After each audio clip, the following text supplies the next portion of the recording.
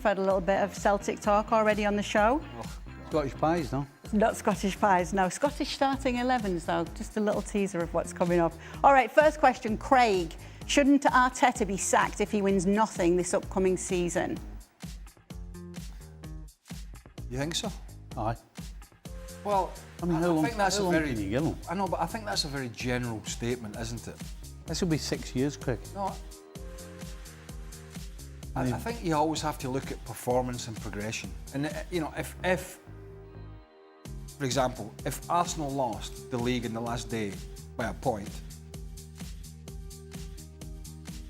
okay, that would be a failure. But so that's a difficult. I think that's a difficult question to answer.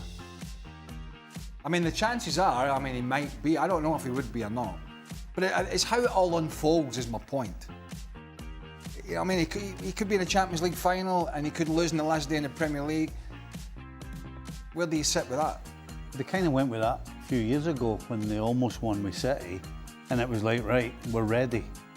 We're ready to do it. We're ready to take that step. No, I do think... So you're kind of back to where you were 3 years ago. I do think as time goes on, it becomes a more difficult sell. And I think he'll know that the clock is ticking. And that's why they have to get it right this summer. But I don't know if the club would fire him or not. I just don't know. Jules, Arsenal superfan, when you're not supporting PSG. What do you think to this question? Yeah, I agree. I agree with everything Craig just said. I think it depends a lot. You can't say now that in May, if he doesn't win anything, he will get sacked because of the way the season can happen. You can still play great. It can still happen that you lose the Champions League final on penalties. So what? You're going to get sacked because you lose the Champions League final on penalties and not having won it? So it will depend a lot. He wants to win, and so he knows himself that if he doesn't win for himself already, it will be a disappointment. It will be a failure. It doesn't need us to tell him you risk to being sacked if you don't win anything next season. But Stevie is also right. It will be a long time without a major trophy. We don't count the FA Cup that they won during COVID or the Community Shield that they won after that. So yeah, of course, it will also be a long time. That's why it's a huge season. That's why they need to get their recruitment right this summer. And you can't get it wrong in who you sign or if the guy needs time to settle. No, everybody that will arrive will have to hit the ground running straight away. Arteta will need to be at the best of his ability tactically and in terms of coaching, man management and everything. And everybody will have to be on that same level if they want to win something. Craig, what in your opinion do you think is Chelsea's best front three?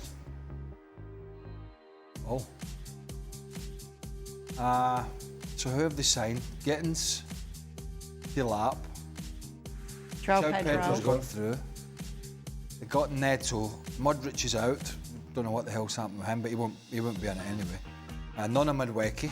So I'm going to say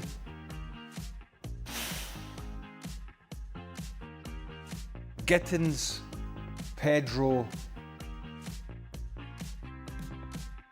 Neto. I don't know.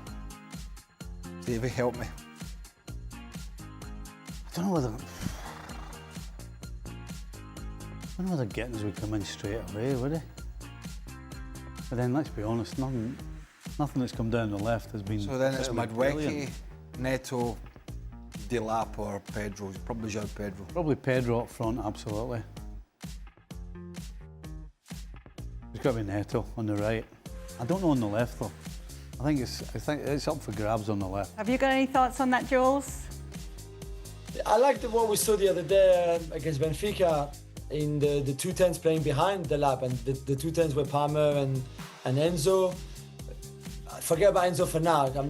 I don't think anybody knows really his best position. So let's think you could have the lap as your lone striker and then Palmer and João Pedro behind. And I think I like Pedro as a second striker, as a number 10. I think he can join into the box and score goals. He can assist. He's good creatively. He's very good technically. He can hold the ball. There's a lot of things that he can do even behind another striker. And then you could have whipped with Cucurella and Neto, for example, and the back three, and Caicedo and Lavia in your midfield too, in your double pivot. I think I liked what I saw in terms of structure against Benfica, for example, in what I've just said. So you could put Pedro for Enzo, and I think that team would look really good. For Craig and Stevie, how well would an all-time Scotland starting 11 fare at a World Cup? Yeah, fair well. Absolutely. I think Well, I'm going to say... Hold on. I've got one question, right? I've only got one spot that I'm not 100% sure of. I mean, I don't remember.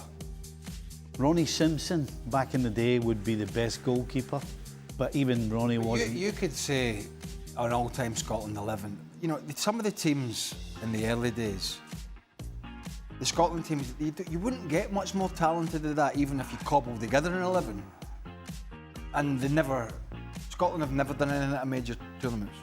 Even with Jim, people won't know this, Jim Baxter and Dennis Law, and then Kenny Dalglish, and all that.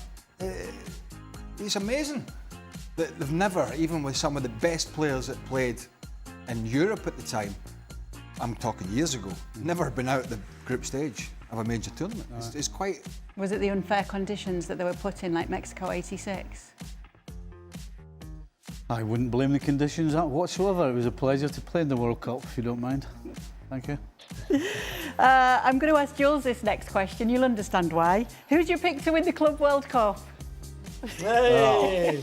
Oh, God. Sorry. Let me guess. I didn't ask for this question. I was given this question. It's not Go on, mate. Go on. More seriously, I think the winner of the PSG Bayern tie, and I think this is a very competitive tie. I don't think it's like a straightforward PSG are going to win because they've been so good in the last few weeks, etc.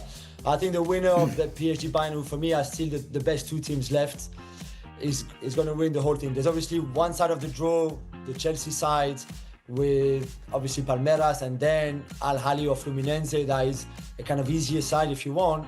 You would expect Chelsea to come out winner of that side and be in the final. And then on the other side, the PSG Bayern quarter and then the Dortmund Real Madrid quarter. I still think that whoever from PSG Bayern win their quarterfinals would beat Dortmund or Real Madrid and then face Chelsea in the final and win that. So obviously we'll go for PSG. I think it'll be a really tough game on Saturday against Bayern.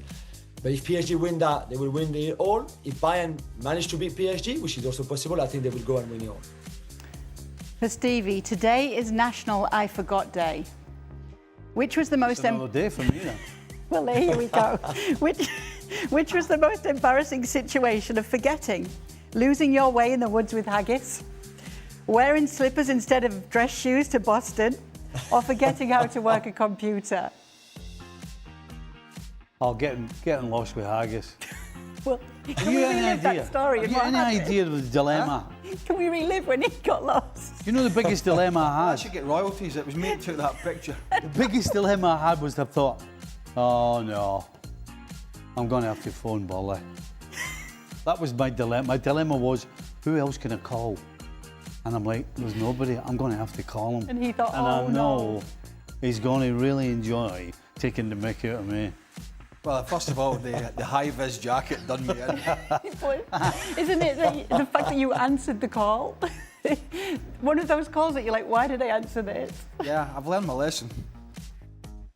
Oh, actually, wait a minute, the other one. No, that's the first one. The first one he was lost, but he wasn't too far from the house, my house, not that far. He'd gone in one side of the woods, he hadn't turned back and he'd come out the other side, so that wasn't a particularly difficult one.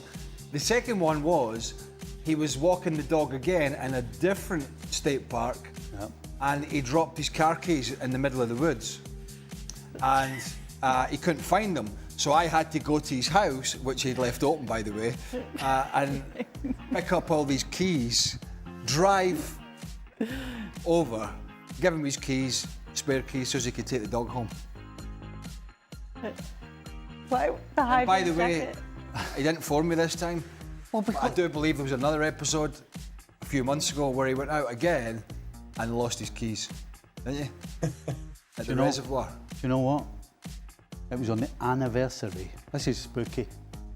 I actually dropped them again on the anniversary of the previous year. No. Honestly. I know this is not forgetting, but wasn't there a time when you had to go on the ice and you fell through the ice? Aye. I'm glad you're laughing. I nearly popped my clogs. Didn't you The just dog shout ran on the someone ice. to help you? I had to get a woman to help me. I was in the middle of the ice, going like that, help, help. I went through the middle. I had to go to get the dog. The dog had gone in, so there was like, it was about 40 foot by 40 foot wide, right? They're called the pits in Nottingham. You know the pets, yeah? No? Anyway, and so I took the dog a walk, and the dog wasn't on the lead, and he chased a bird onto the ice and fell through right in the middle of it. So I was like, well, there's no way I'm getting in there. And then I thought, if Elmer says to me, what did you do? And I didn't do anything, he'd kill me. So I thought, right, I'll test it. So I started on the edge, and it was all right. So I thought, oh, this is going to be all right. Were you a little, how can I put it? Were you a little trimmer in those days? I even been a little trimmer in those, but I had a big jacket on, I had another high vis on, shoes and everything. And eventually I'm like, this is all right. And I got about 25 yards in, and then I went through. And so when I went through, automatically I thought, I'll just lean on the end and pull myself up. But then you can't because of the weight of the water on all your clothes. So in the meantime, I've got 2 other dogs who went in, but one of them decided to come in beside me. So I've got one in the middle, and I've got one jumping in beside me while I'm trying to take all my gear off in order to try and climb out. And I couldn't do it. I couldn't get out. But none of the dogs were right though, yeah? No, the dogs. You're not going to tell me now the a dog's got right, out. yeah? No, the dog's got. I had to keep But throwing Stevie the other saved one his out. life. Well, I had to keep Saved throwing the the other dog's one life. out. And then Lucy, because then I was like, I sod this. So I just started breaking the ice. And then eventually I saw a girl. And I started shouting, and she came over and was throwing the lead in and doing all kinds and trying to break the ice. And eventually I got out, and the dogs all got out. I was like, I think you need accompanying on any Oh, walk that you seriously. go on. Mental. That's the moral of the story. Mental.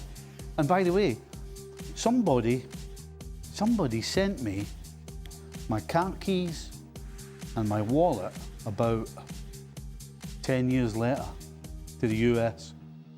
Because everybody in the village knew about it. And so somebody was fishing and got my jacket, pulled the jacket out and got my wallet and actually sent my wallet. Because What's the point of that? in the local pub, I knew everybody in the pub. yeah, but there's never any money in your wallet. What's the point of that? So I Did actually they not got send the to hide keys. his jacket back?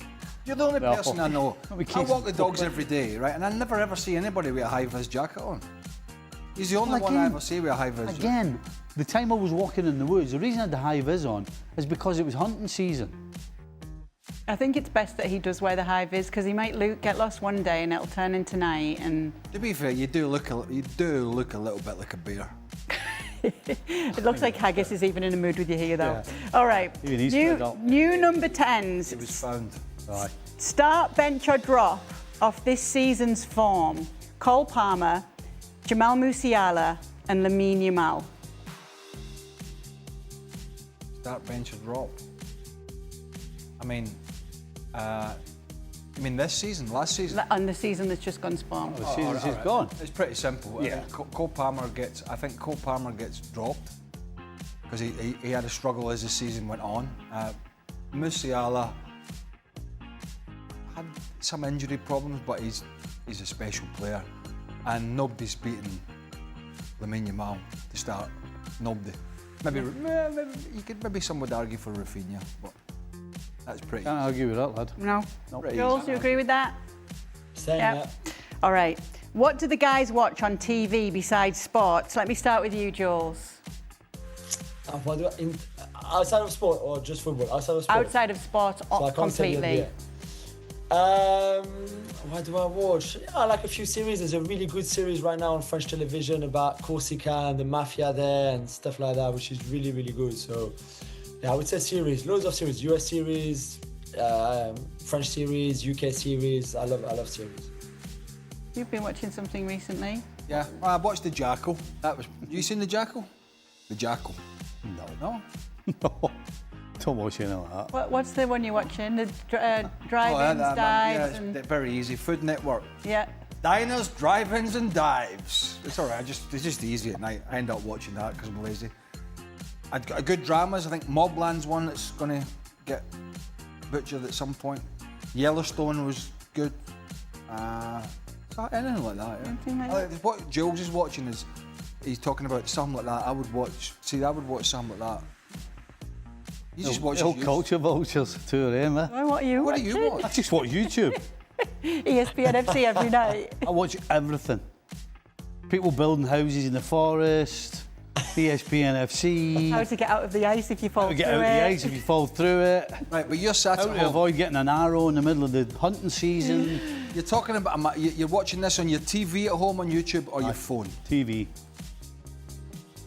Yeah, Come in one day. I've lost the ability to actually sit and watch something for like 45 minutes to an hour and then wait for the next episode or anything like that. I can't be bothered with that anymore. You don't need to wait for the next episode these days.